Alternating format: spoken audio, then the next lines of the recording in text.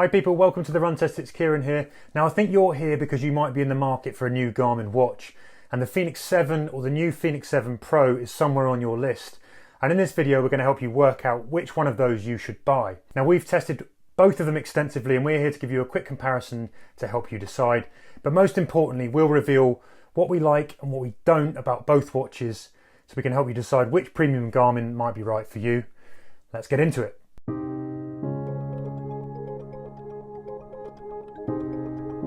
So what's new? Well, there are now more than 30 different Fenix 7 watches and it's getting pretty confusing to say the least. But let's try and weed out the major differences between the older 7 series and the new 7 Pro models. Now the new 7 Pro models offer smaller incremental improvements on the existing Series 7 options. So in many ways there's more similarities there are here than there are differences.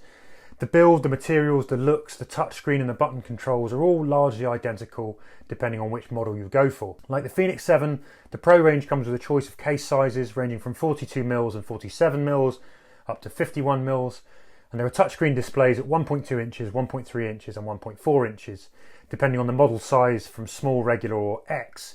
There's also the option for more durable sapphire, glass and titanium models if you want something more robust, and that's in both the 7 and the 7 Pro ranges.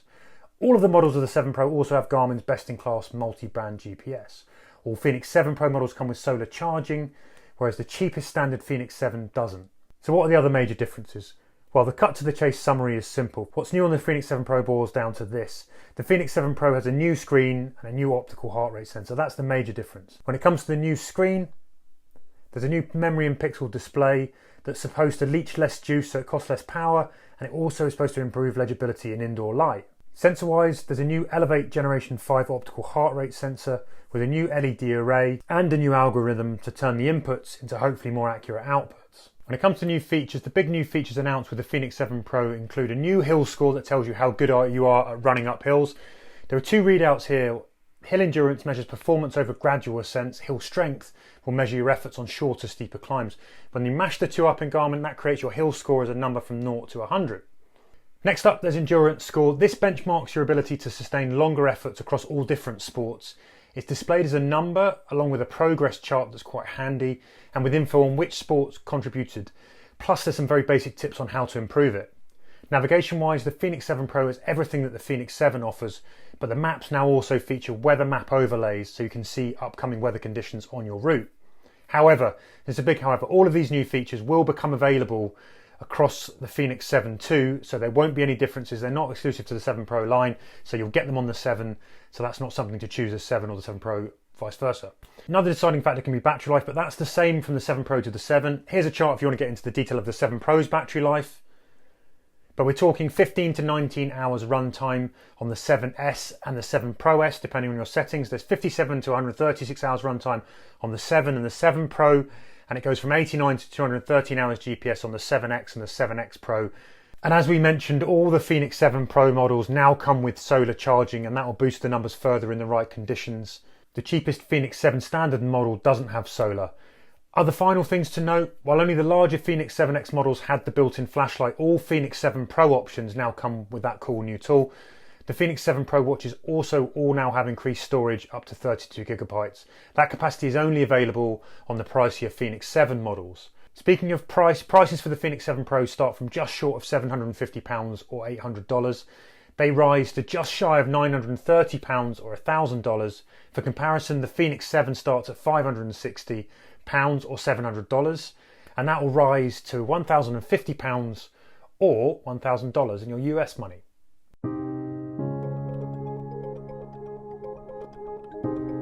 So last year I tested the Fenix 7X and I've been testing the Fenix 7X Pro as well. And the run experience really has been very similar with both watches. Obviously I already had the flashlight on the 7X last year when testing this watch, but I can see it's a good addition across the range. It's the kind of thing that's very handy when you do need it and pretty much unnoticeable when you don't. So it's a definite boost to have it available on the smaller models, but it's not necessarily a game changer of an addition to the watch, I'd say. So outside of the new heart rate sensor, there really isn't anything to pick between these two watches, in my opinion. I'll come on to the heart rate in a minute, but everything else has been very similar. Fantastic GPS accuracy with the multi-band setting. Obviously that's only available on the sapphire models of the older Fenix, so that's something to look out for if you are looking at the older Fenix. But yeah, if you have the multi-band engaged, Garmin has the best GPS I've seen from any brand. Obviously really good sports tracking, great maps, great training analysis.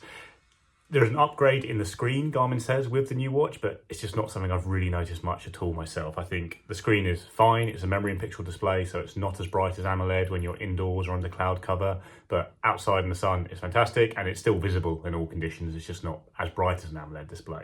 Battery life has also been the same between the two watches, and it's really good. It's the X size larger model tends to last me 3 weeks on a charge. We're running almost every day and notifications coming in, so obviously that's a big plus with the Fenix range. Then onto the heart rate, which is the main hardware upgrade. I have noticed it to be better on the Fenix 7X Pro. Throughout my testing of the watch, I really did notice very few glaring errors with the newer watch, and it was something that wouldn't last too long. It does lag a bit behind a chest strap on intervals. It might miss the odd interval, but overall it's really a very impressive optical heart rate monitor. I have been testing it in the summer, whereas the Fenix 7X I tested in the winter, where optical heart rate struggles a bit more. But in general, the heart rate on the older Fenix is not as good as on the Pro model. I will be pairing a chest strap with both, probably is the upshot of this, just because I really like to have accurate heart rate data in to guide training and feed into the training analysis. But if you are someone who uses optical heart rate monitoring, I think you will notice an improvement on the 7 Pro, but it's still got the odd error in it, whereas the older Fenix has more regular errors and probably more sustained errors in its heart rate tracking. So there is an improvement to be had with the newer watch. So I'm here to talk about the Fenix 7 versus the Fenix 7 Pro. It really doesn't help that I've got both of these in exactly the same kind of gold sand colorway, because it's impossible to tell them apart. I've changed the backgrounds to make it easier for me for this video. Not a lot has changed. I kind of feel like I like this watch. I like the Fenix 7 Pro, but I'm a bit disappointed. I feel like it's kind of like the Fenix 7B. Not a lot has changed. Obviously there's a new heart rate sensor. I don't think we're calling it the Elevate V5, but if everyone else in the video has, maybe I am. I don't think Garmin's called it that yet. The Fenix 7 has the Elevate V4 sensor, and Garmin have said the Fenix 7 Pro has this kind of new and improved sensor. It's apparently got twice as many LEDs on it to help it become more accurate. To be honest, I have tested both with a heart rate strap. This is slightly kind of more in line with what the heart rate strap is saying around my chest, but it's not an awful lot. It's not kind of groundbreaking. It's not like the Elevate V4 was way out. So I kind of think, yeah, it's great that we've got a new sensor in it, but I think if you've got a kind of Fenix 7 already, you can still trust that. All of the current watches in the line, apart from the 7 Pro and the Epix Pro, have that V4 sensor in. It does a good job. So it's got a slightly new sensor in it. It's also got this flashlight, which I think we'll all kind of bang on about a lot. And it is cool. I must admit, I've used it kind of in the middle of the night when I'm looking for something. I haven't used it on the run because we've been testing these in a heat wave, but I do think it's a really good feature. I think it's something that I would use a lot on my runs on my own in the winter.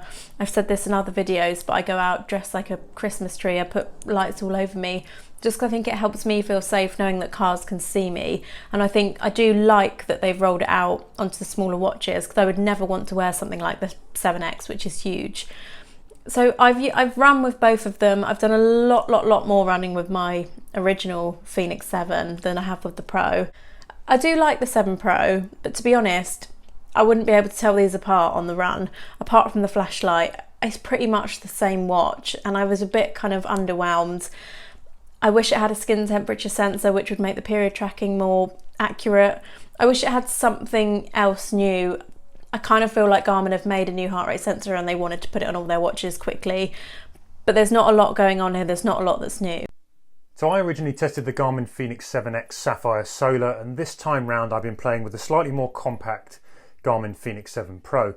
And apart from the lighter and kind of slighter build, my main takeaway from using both of these side by side is that there's very little to choose between them. Not just on looks, design, but on performance and accuracy too. In my tests, that old V4 Elevate optical heart rate sensor often matched the new Fenix 7 Pro sensor, which has more LEDs in the array. There's a caveat here. I've mainly been doing steady efforts rather than the sharp sort of gear change intervals that might affect that more. Both the watches I compared offer multi-band GPS, which I found to be equally as reliable, so nothing really to choose in between here either. And basically, you're getting some of the best GPS going on any running watches that I've tested. Now, the new screen hasn't really blown me away. The differences here, I think, between the two are very marginal. And then there's a lot has been said about the flashlight being added to all the 7 Pro models. It's definitely a useful addition. Go for it if you like it. I don't I wouldn't really want to pay more for a watch with it. It's not something I really ever use.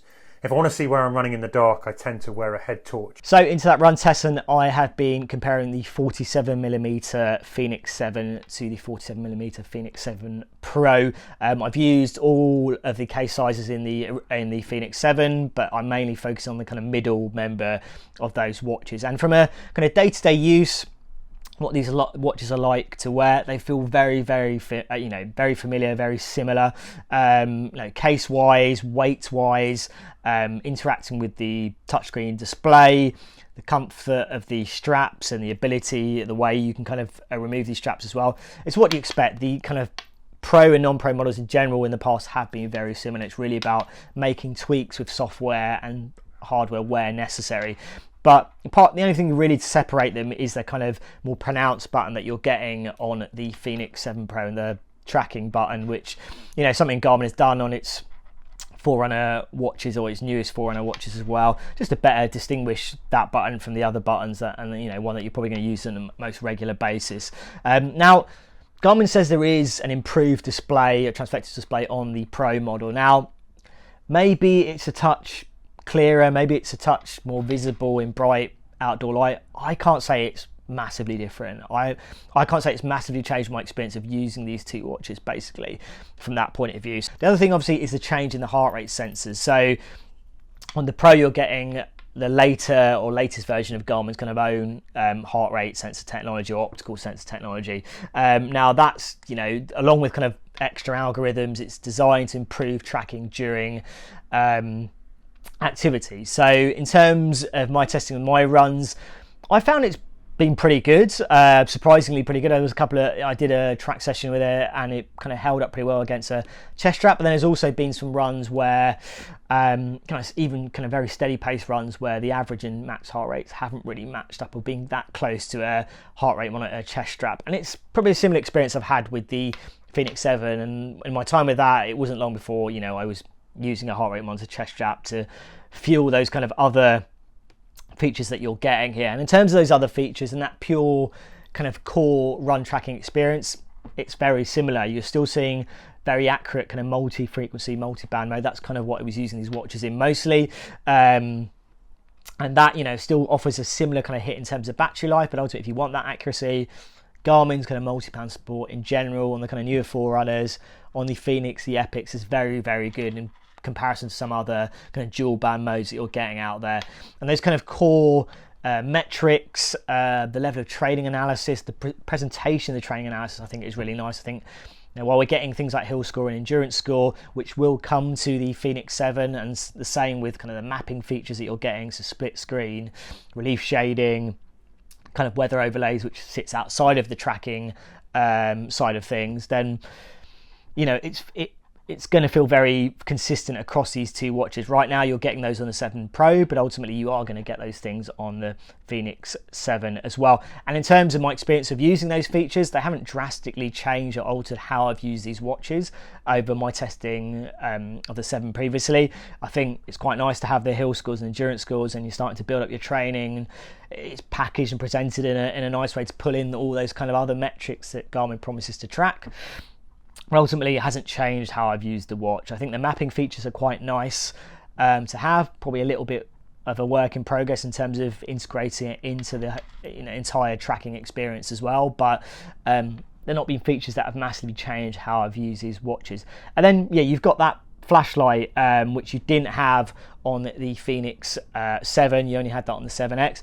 And if that's something that you want, it does feel like a good sort of light to use if you're running and you're out at night and you're running a lot on your own, and obviously this is an outdoor watch and maybe you are going to be using it over a few days, then from that point of view it can be a useful feature, and it's very customizable as well. And I think that's a nice thing that Garmin's really made this well integrated into using the watch and using it when you're kind of running or doing other activities. So from that point of view, all pretty solid. Things like smartwatch features, all those things are all pretty consistent across these two watches as well. And then you get into battery life, and I think from the 47mm point of view, comparing the two watches, the numbers are pretty much similar. Obviously you've got that power glass lens on both of these if you go for those kind of more expensive versions of these watches, and I would, because I think obviously you go standard, you don't get topo maps and titanium bezel, give you that kind of higher quality design.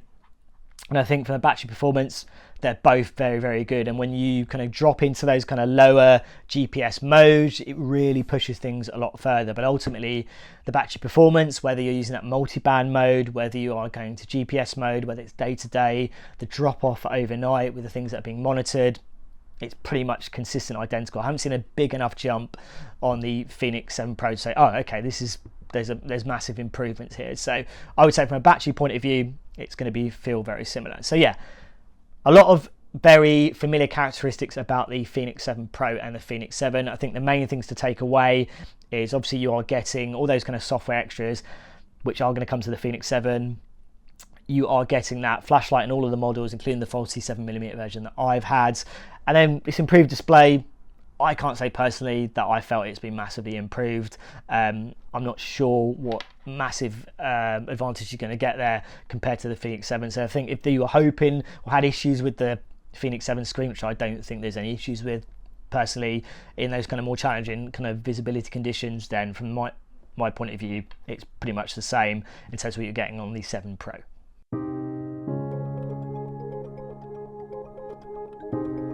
Verdict for me then is pretty straightforward on these. These are both excellent running watches, particularly if you're going on wilder adventures, multi-day runs and ultras. However, if you've got a Fenix 7, don't bother upgrading. There's not enough new here to warrant it in my opinion. If you're new to the Fenix and you're choosing between the older 7 and the new 7 Pro, I'd really recommend looking for a cheaper, older Fenix 7 model. But if you can, get one of the solar sapphire options so you get multi-band GPS and that flashlight.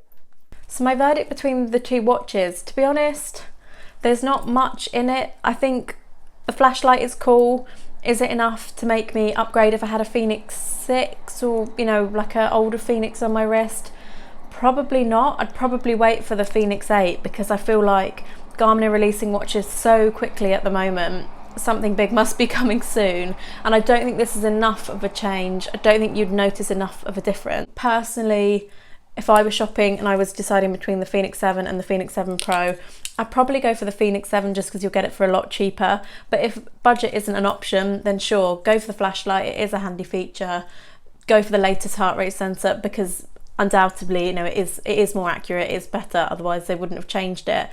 But there's not a lot in it. You won't be disappointed with either watch. I'd say the older Fenix 7 is the better pick from these two watches. And there are some minor upgrades with the 7 Pro range, but there's nothing too compelling that really makes its case as saying you need to spend the extra on the newer watch, especially if you can find a good deal on the older Fenix 7 watches.